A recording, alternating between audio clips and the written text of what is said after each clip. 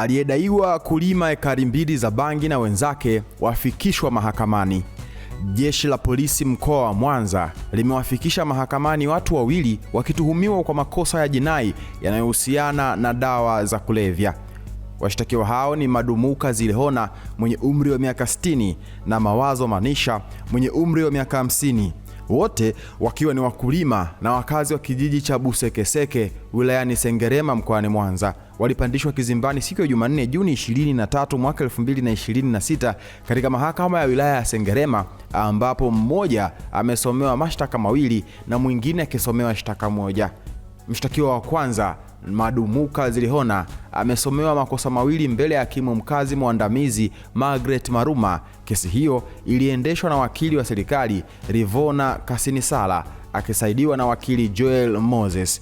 Kosa la kwanza ni kukutwa na dawa za kulevya kinyume na kifungu namba 15 kifungu cha kwanza A na kifungu cha 3 namba 3 cha sheria ya kuzuia na kupambana na dawa za kulevya sura ya 95 marejeo ya mwaka 2023, ikisomwa pamoja na aya ya 23 ya jedwali la kwanza na vifungu vya 57 kifungu cha kwanza na 61 kifungu cha pili vya sheria ya udhibiti wa makosa ya uhujumu uchumi na uhalifu wa kupangwa, yani Economic and Organized Crime Control Act sura ya 200 marejeo ya mwaka 2023. Mshtakiwa huyo hakutakiwa kujibu chochote mahakamani hapo, kwani mahakama hiyo haina mamlaka kisheria kusikiliza shauri hilo la uhujumu uchumi. Mahakama hii haina mamlaka ya kusikiliza shauri hili, kwa hiyo hautatakiwa kujibu chochote juu ya tuhuma zinazokukabili. Vile vile, kosa la kwanza linalokukabili halina dhamana ya kisheria, hivyo utaendelea kubaki mahabusu hadi pale upelelezi utakapokamilika, alisema hakimu Maruma. Kosa la pili ni kulima mimea isiyoruhusiwa kinyume na kifungu namba 11 kifungu cha kwanza A na D cha sheria ya kuzuia na kupambana na dawa za kulevya sura ya 95 toleo la mwaka 2023. Madumuka Zilihona mnamo tarehe 23 mwezi Mei ya mwaka 2026 katika kata ya Kalebezo iliyopo wilaya ya Sengerema mkoa wa Mwanza ulikutwa umelima ekari 2 za mimea isiyoruhusiwa, yani bangi, alieleza wakili Rivona wakati akisoma hati ya mashtaka. Kwa upande wa mshtakiwa wa pili, Mawazo Manisha, amesomewa shtaka moja mbele ya hakimu Margaret Maruma na wakili wa serikali Rivona Kasinisala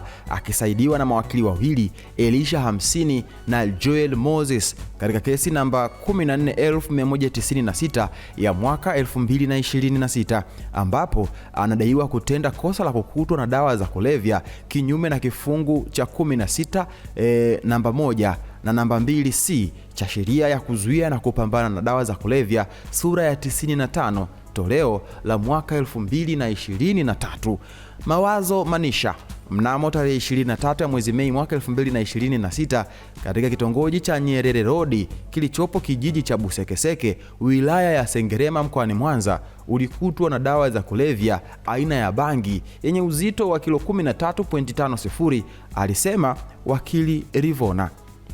Mshtakiwa huyo alikana shtaka hilo. Hakimu Maruma alieleza kuwa kosa hilo lina dhamana na kuwekwa masharti kwamba mshtakiwa anapaswa kuwa na wadhamini wawili watakao saini dhamana, yaani bondi ya shilingi milioni 4 kila mmoja, kuwa na vitambulisho vinavyotambulika pamoja na barua za utambulisho kutoka serikali za mitaa. Hata hivyo, mshtakiwa alishindwa kukidhi vigezo hivyo vya dhamana kwa siku hiyo.